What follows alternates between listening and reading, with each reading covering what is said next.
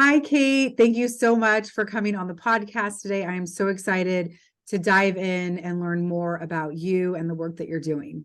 Hi, Katrina. So good to be here. I've been counting down to our get together, so I'm glad we're here. Wonderful. Well, I know you're executive coach and an author and really so much more. But before we kind of dive into the work that you're doing now and your book, I would love to hear about your personal transformation journey and how you got into the work that you're doing now. That is such a great question. And I've been thinking about this before we joined each other today, the transformation, because there are so many. It's like, which transformation do you want to talk about? I feel like life is just a constant transformation. For me, I'll name a couple of transformations and then reflect on the biggest. One of the biggest personal transformations for me was going away to college, because I grew up in a town where pretty much everybody knew each other. You were assigned your kind of ranking as far as, are you desirable, not desirable? What's your personality like? Are you smart, not smart? Are you pretty, not pretty? All those things. So that's growing up with that for 18 years. I mean, that's pretty confining. So I got accepted to college. I went away, I think about 500 miles away. And that was a huge transformation because I got to kind of reinvent myself. It's like, who do I think I am? Not who do they think they are or who do they think I am, but who do I think I am? So I got to come out of my shell a little bit more and be a little bit more sociable and vibrant because it just was a new beginning. So that was a huge transformation, was going away to college. And I left home and never came back.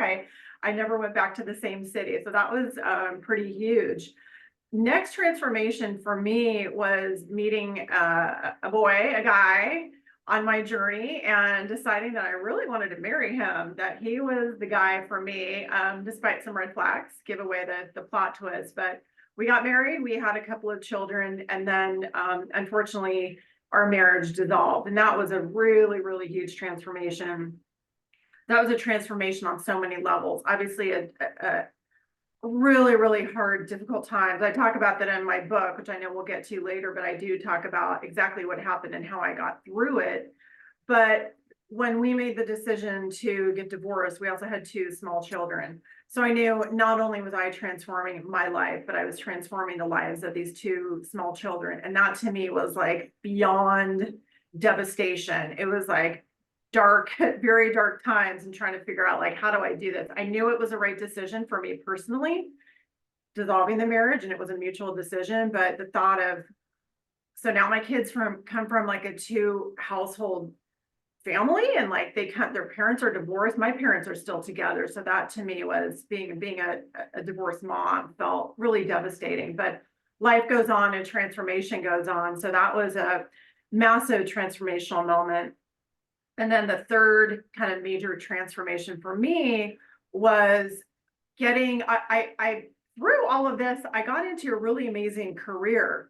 And that's been a real bright spot for me through a lot of the transformation. Was career was a happy, shiny place for me. I really enjoyed work and career and my colleagues. And I decided in April 2020, when I made the final decision to resign my 2-decade corporate life to go out on my own and use my skills and talents to start my own business. And that is not for the faint of heart.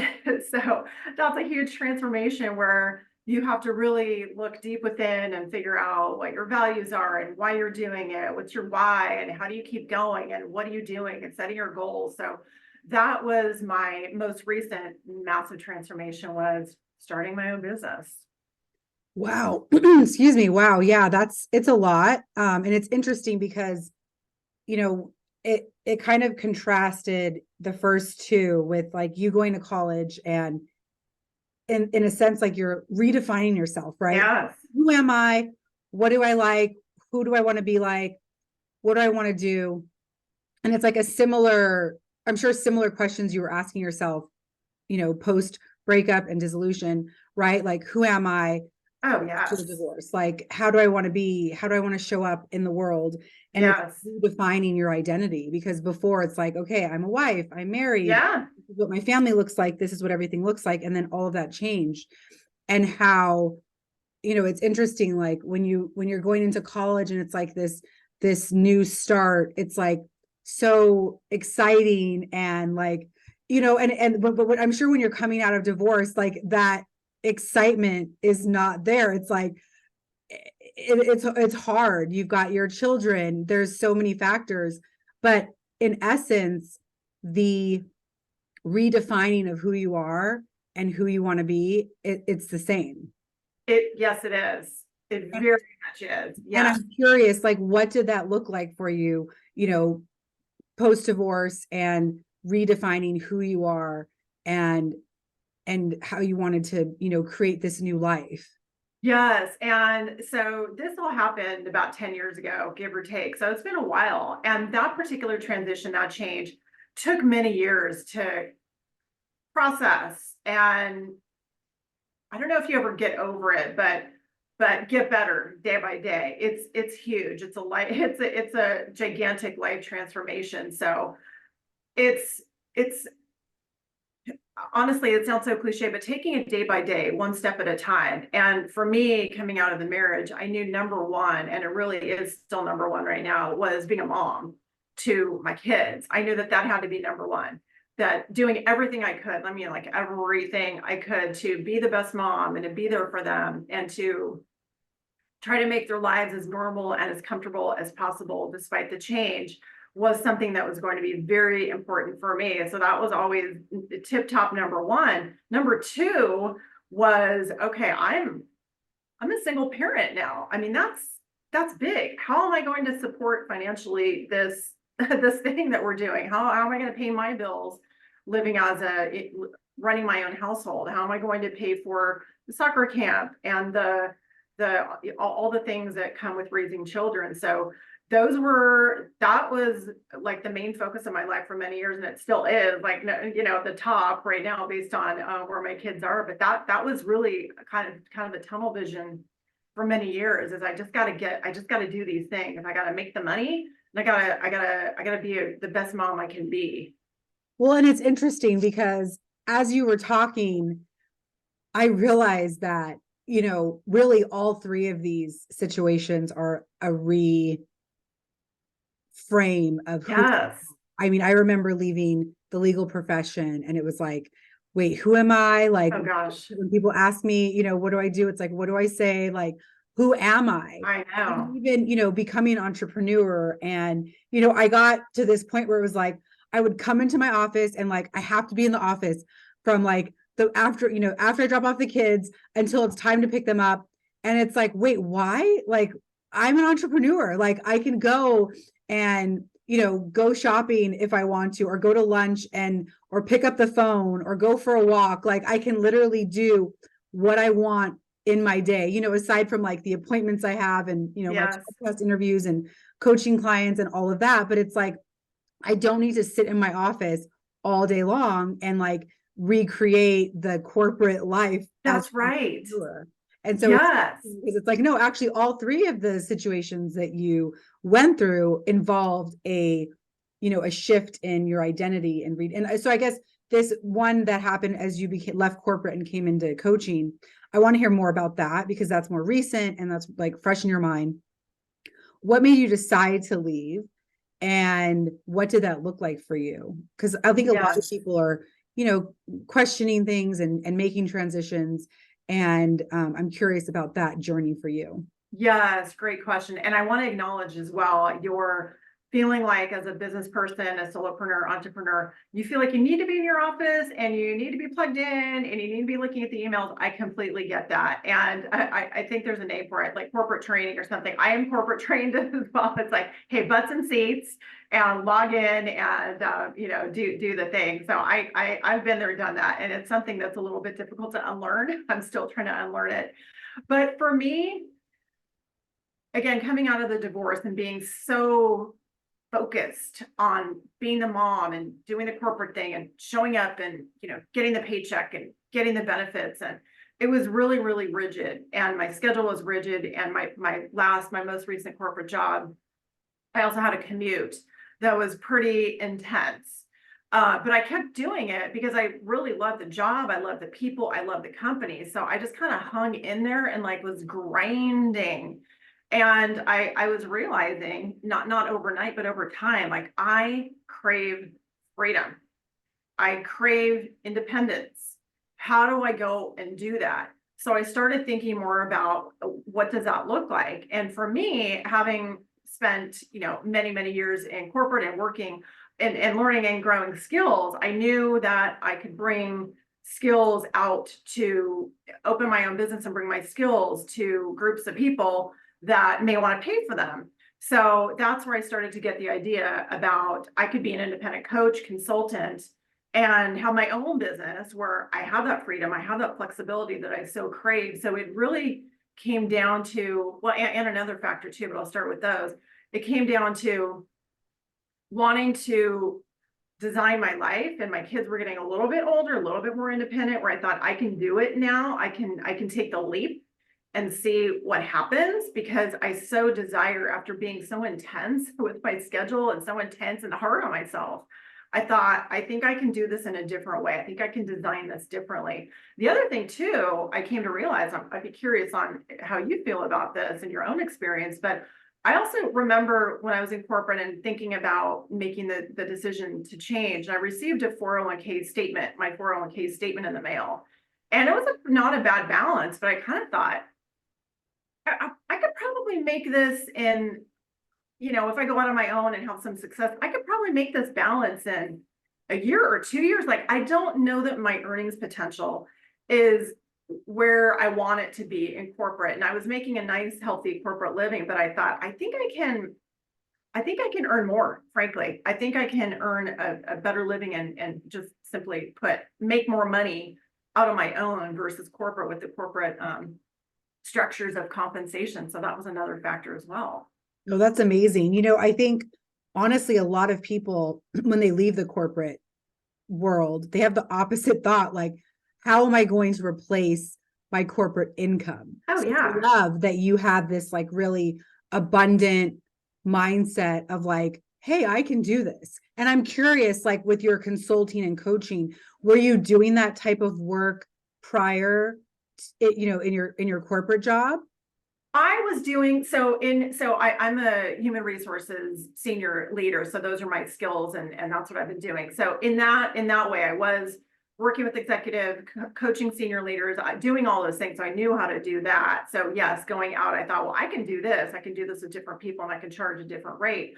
But certainly I was having that mindset, like, I think I could do better. But I definitely, especially after I left corporate, had moments of sheer terror and panic where I'm like, what have I just done? I have 2 kids. I got to send one to college in a couple months. What have I done? Like, this is crazy. But I knew with at least a basic plan, basic framework. And by the way, I did a little bit of proof of concept when I was still in corporate. I did get my website a little bit up and running. And there's a coaching website called newme.com where I put my profile up on newme.com, and I got some clients by way of that. So I felt like I was doing a little bit of proof of concept to see if my skills could be attractive or hireable. So I got some work through that. I thought, okay, I think I can do this. I think I have a little bit of proof of concept. So that gave me some courage.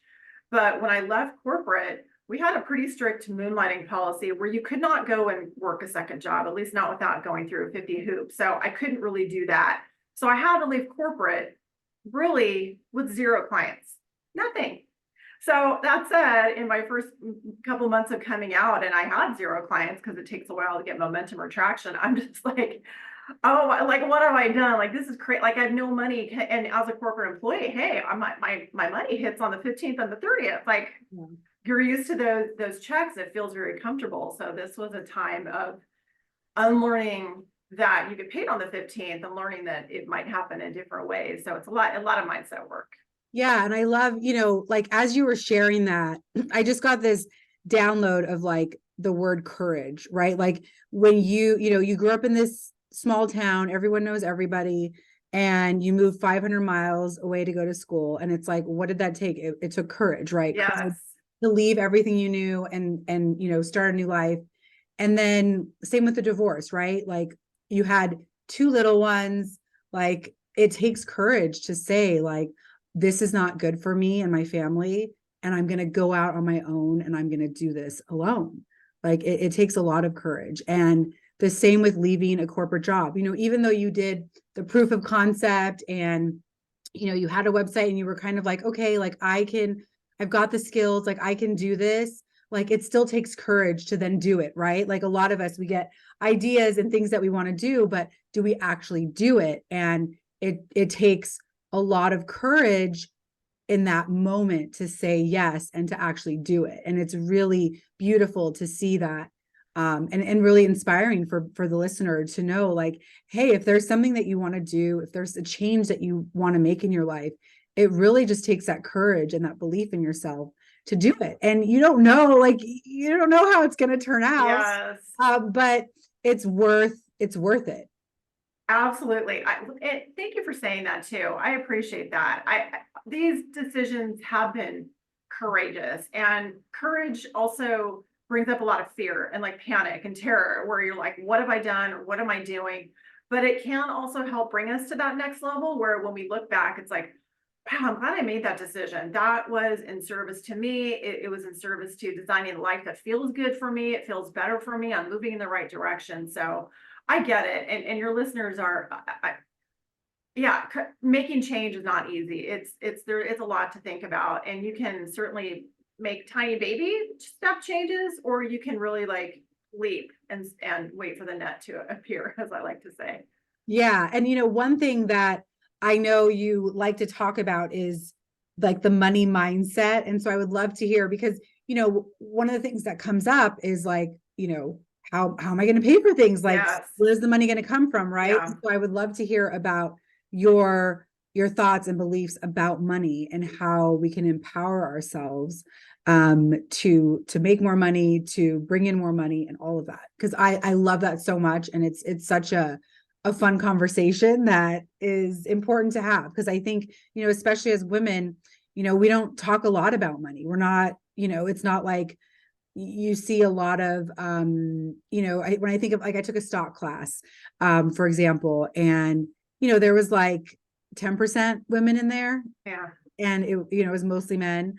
And it's like, why is that? Money is important, right? We get to have, choices and freedom to make choices when we have that money and that abundance. Yes, yes. I love that.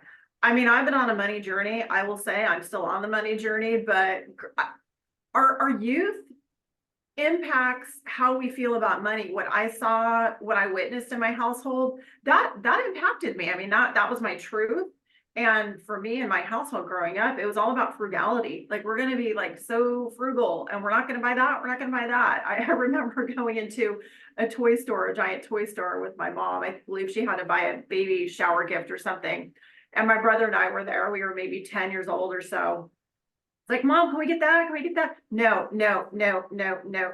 It just, a lot of my youth was no, no, we can't buy that. We can't buy that. And certainly we were not poor. We were having, eating and had a roof over our head, but it was just very lack. It was a lack mindset. And both of my parents came from more sort of impoverished backgrounds. And they talked about that, and they talked about, oh, I was poor, and there was none of this. We didn't have that. So these stories are normal.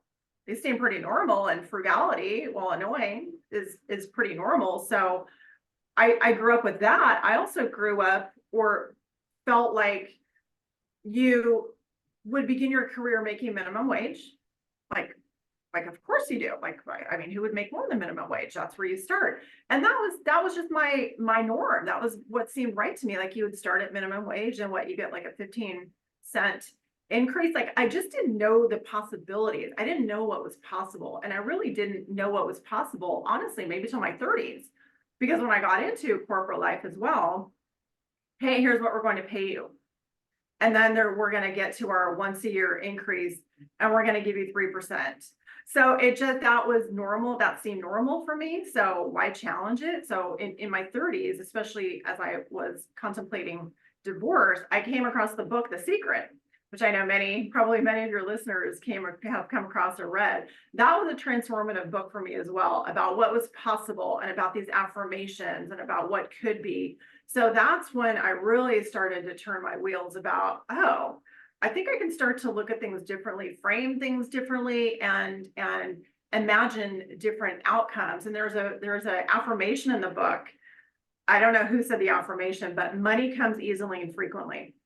And I've said that mantra at this point now, like thousands and thousands of times. I try to retrain my brain that money can come easily and frequently. And at this point in time, I've now read lots of money books. I've taken different online money courses. There are different online people I follow. And I find that for me, I have to keep hearing these mantras or affirmations about money positivity to keep it fresh in my brain because of my programming where of a little bit of lack. So that's something I work on all the time. Yes, yes. I love that so much. It takes effort, right? Because we all have our programming.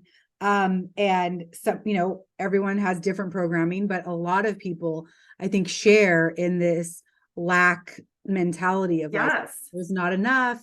You have to save a lot, like, save for a rainy day. Money doesn't grow on trees, right? that's right. There's all these things that we have that, nobody's like walking around saying like, money flows and money's abundant and money's everywhere. Not many of us, only the people that are really, yeah, that are really on this money mindset journey that are really Yes. trying to reframe the beliefs and potential and outcomes. Like what Yes. is possible? What could be possible? Yeah, there's definitely a shift that is going on, but for the most part, it's like we don't have that as children, growing up.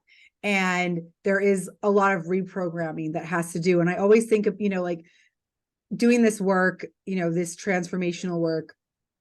Sometimes you like think like, oh, like I thought I already learned this lesson, or I thought I already, Oh boy. or I thought I already reprogrammed this. And it's like, you had these beliefs for 20, 30, 40 years, and now you're changing them, which is amazing. But it's not like, a snap of a finger. No, It comes up no. at each new level too. As you reach a new level, there's new growth that's available and new programming that's available. And so it's like you're never like truly done with the work, even with the money mindset work, because there's always a new level that we can get to. And I love the conversation so much, and I'm very aware of these conversations with my kids. I have, 3 and my 7 and 5-year-old in particular, because I'm not really talking to the 1-year-old about money yet, but soon, very soon. But yeah, I look at how I talk to them about things, and I really make an effort to not say like, oh, we can't afford that. Yes, And I look at and it's so interesting because words are so powerful, but it's there. like, we just use our words like they're not meaningful, but they really do have power and impact. And so even like if there's something like, let's say we go to like a Target or something, and they want something that is, like it's not even expensive. So really it's not money is not the issue. It's more of like, well, if we buy this, it's probably going to break really quickly, and let's wait and save for something that's going to last longer, something that's higher quality. Just like instead of just saying no, we can't get it. Just thinking of different ways to kind of frame it and talk about it with them. And we have like a money jar where we save money and they earn money every week, and we save it, and then the money grows like it's an I investment. love it. I And love I that. want them to have an abundant mindset. I want them to know that Definitely. it's possible, and that we really don't live in a world that's lack. Like if you look at the world and the universe and just the way everything works, like everything, there's always enough. Like there's always enough, there's more than enough, and things just work very well in nature. And that's the same for us. Yes, and it's not easy to adopt that mindset because I know there's a lot of turmoil and all kinds of things happening on the planet where people feel like, well, hey, those things don't happen for me. Good luck doesn't happen for me, or good fortune doesn't happen to me. So I know that it can feel challenging to adopt it, but you can start small and just say, I believe good things can happen for me. I mean, you can start small with small affirmations that feel real for you and build onto them, so that it feels like something you can wrap your mind around. So yeah, it's a work in progress. I love what you're It doing with your is. family about just more of abundance. And when you're in the store, it's like is this, how often will you use this toy? Or do you really think this is a good toy? I mean, asking those questions too, to your point, it's not always about the price. It's about what are we getting for this thing? I Yeah, mean, do like you why really are we want this buying thing? this? Or like Yeah. where Yeah. does it Why? have that? Like Yeah. we need Yeah. to have like five of the same thing. And also too, it's interesting because I my husband and I call it like the mustard problem, but like we would go shopping and I was so like I felt so constricted around money that one time I got into an argument with my husband because he bought like a $7 mustard. And I was like, you never look, I was like, you don't even look at the prices. You just like buy the mustard and you don't look at the price. And he's like, well, it's a good mustard. I like the brand. And, and it's like, of course, like people are on budgets and Yes. that, but it's like when spending money and shopping, like it brings constriction to your energy, to your Yeah. body, like you're going to create more of that lack, right? Because Yes. we're energetic beings, like we send out information to the universe based on our energy and our feeling. And so and it's a work in progress, but it's like working on, when I'm spending money at the grocery store, instead of feeling like constricted, like, oh my gosh, like Yes. that bill's so expensive. It's like, I'm so thankful that I can pay for this. That's exactly So it. thankful that Yes. I'm able to, buy groceries and just, even when we're paying our bills, it's like, oh, I just paid my mortgage, or oh, I just, when we feel that constricted energy, and I know what that feels like because I used to feel it every time I would pay for something, almost like this, like, oh, this constriction. And it's like, can we turn that around? Can we change our energy around spending money? Like money is meant to be spent and used Yes. to nourish us, like Yes. to take care of us and to just change our energy, even around something simple as like buying mustard from the Yes, yes, absolutely. If that mustard brings you joy and happiness and it really tastes good and it's going to make your day happy, it could be worth that $7.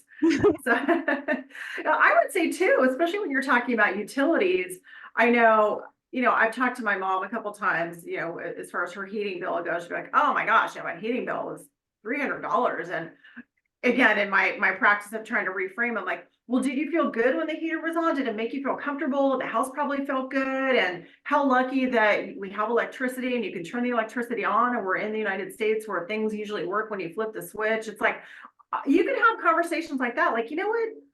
That $200 for the heating bill was well spent. Thank you, heater, for working. It works. So it's even little reframes like that that can help you yeah, be like, hey, that feels good paying the heating bill. absolutely. I love that. It's like, did you enjoy that? Did that bring joy to your life? And Yes. and I think, you brought this up earlier, but there is a lot of turmoil going on in the world, and there is a Yeah. lot of poverty. And so Yeah. we want to Yeah. separate the, for people who are like struggling to put food on the table or to like Yeah. make like that's a completely different situation. Like Yeah. when Yeah. your basic needs are not met, it's like really hard to have this kind of mindset. Yes. And so I Yes. think, like first things first is having your basic needs met, and Absolutely. then you can start to get into this conversation. Yeah. Because Yeah. I Yeah. think for a lot of people, especially where we live, I live in Orange County, living in America, there's a lot of wealth here. There's like a lot of people Yeah.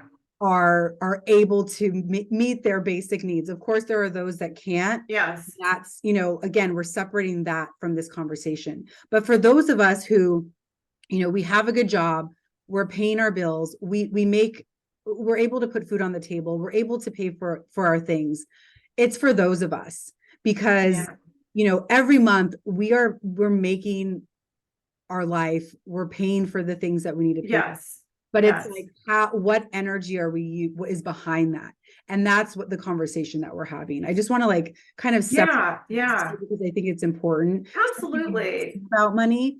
And, because there's so many people like, for example, your mom or my mom, it's like they're paying their bills, things are fine. Like it's just the energy behind it Yes. makes a big difference. And that gratitude, it's like, you know what? Thank goodness I have that $200 to pay my heating bill. I enjoyed that heat. That heat felt good. It's just those little reframes that can that can make it feel better, especially when, yeah, and I know some people are living on very, very strict budgets. So yeah, it's tough, but having those little moments of gratitude can be very helpful. Yeah. And I think when you're in that place of gratitude and when you're in that place of like, all my needs are met, everything I want, my food that I want, Yeah. the comforts in my home, like I have all of those things. When you have that mindset, instead of like, oh, like there goes $300 for the gas bill. But like, you're fine. It's like, just, but when you have that gratitude, it's like the energy that you're living in, you're Yeah. going to see opportunities to make more money. Yes. You're going, like, Yes. you're more like, if you're in a place of like, oh my gosh, like I don't, like money is so tight, I don't, like there's just like this constriction, like Yeah. you're not going to see opportunities, you're not going to have the courage to go after those things that are going to actually bring in more money. Yes. Whether it's Yes. an investment or a job opportunity, like you're kind of stuck where you're at, and you're at this level that it's really hard to get out of, and unless you're able to open yourself up to more gratitude and more. Absolutely. Absolutely. And I know for those of us who are more fortunate, we can still have those challenging days. I know for me, especially as we're in our own businesses and all those things, that some days I go outside, I'm like, thank you for the sunshine today and the blue sky. Maybe some days it's trying to find very simple gratitudes like that, like thank goodness for the sun and the warmth. Those warmth feels good on my skin today. So we have all different levels of gratitudes and places that we are mentally. So we're all just work in progress. Absolutely. It is. It's like every day is different. And there's Every day is days where different. it's like, really the only thing right now that I can be thankful for is the sunshine and the grass that I'm walking Yes, on. yes. And that's okay. And then there's It other is days, very okay. oh my gosh, like, wow, I just got this, unexpected bonus or whatever, like just this opportunity. And some days it's the gratitude is like, wow.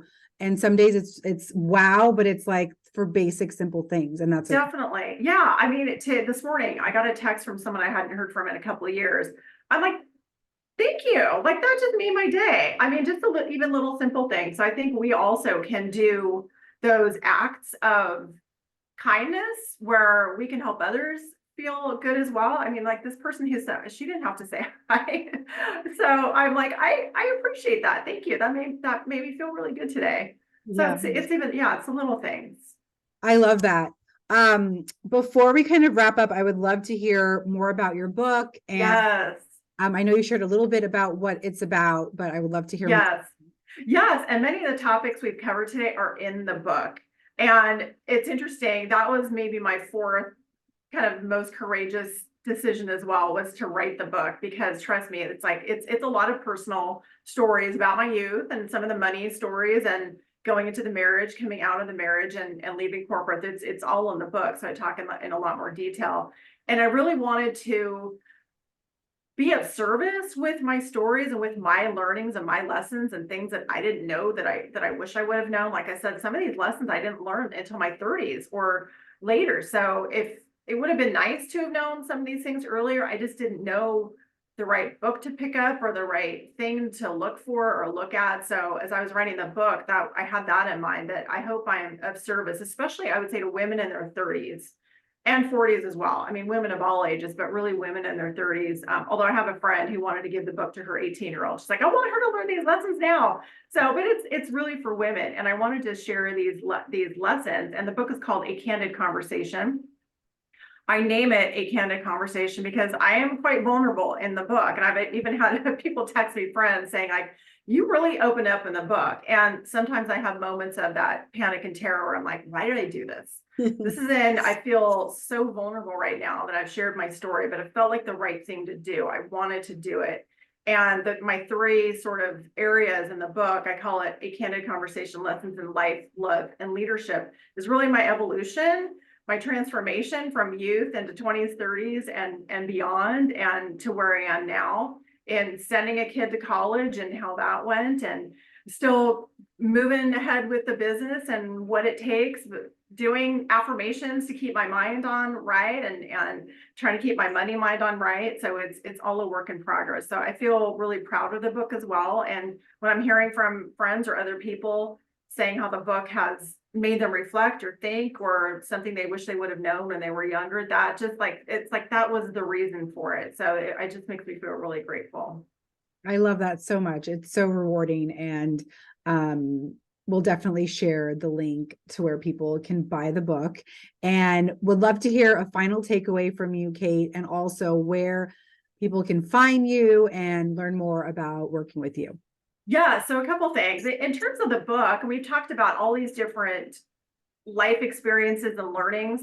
And here are all my lessons and learnings in a book that's less than $20. So it's just, I mean, books can be such a great resource at a very reasonable price, as can free podcasts. So I also write in the book and I talk about just all the places I've learned and grown on podcasts that are free, books from the library, ebooks. I've checked out more books from the library than I can even count. So I would say for any of your listeners that are looking for resources on how to move something forward or how to get through something, tap into all these different resources, especially now more than ever, like things that are on YouTube and podcasts. There's so many resources out there. So I do want to share that in conclusion, that, you know, go out there and look for it. Now more than ever, it will hopefully be out there, a resource and something to support you.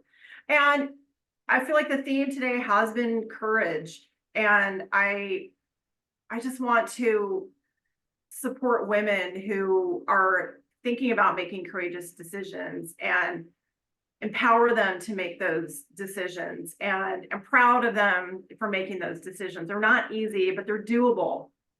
I have lived it. I have lived it. So it's doable. Again, get that support and resource you need to you know, move your life forward in a way that makes you feel good. At the end of the day, I feel like that's kind of the whole thing. It's like, what will make me feel good? What life that I design will make me feel good? What decisions will make me feel good? And now that I'm older and wiser, hopefully, I just feel a little more empowered to do things that make me just feel better in my day-to-day living. I love that so much. It's so, so good, Kate. Well, where can people find you? And then we will put all those links as well. Yes. Okay. So the book is on Amazon and any other bookseller. A Candid Conversation, Lessons in Life, Love, and Leadership by me, Kate Walker. So thank you for your support with the book. I'm on LinkedIn, Kate Walker, SPHR. I'm on Instagram at the Kate Walker. And I would add too, when you find me, tell me where you found me. I'd love to know if you found me from this show and my conversation with Katrina. So let me know where you found me. And my website is katewalker.com. Wonderful. Well, thank you so much, Kate. It was a pleasure talking with you. Thank you so much, Katrina. I loved the conversation.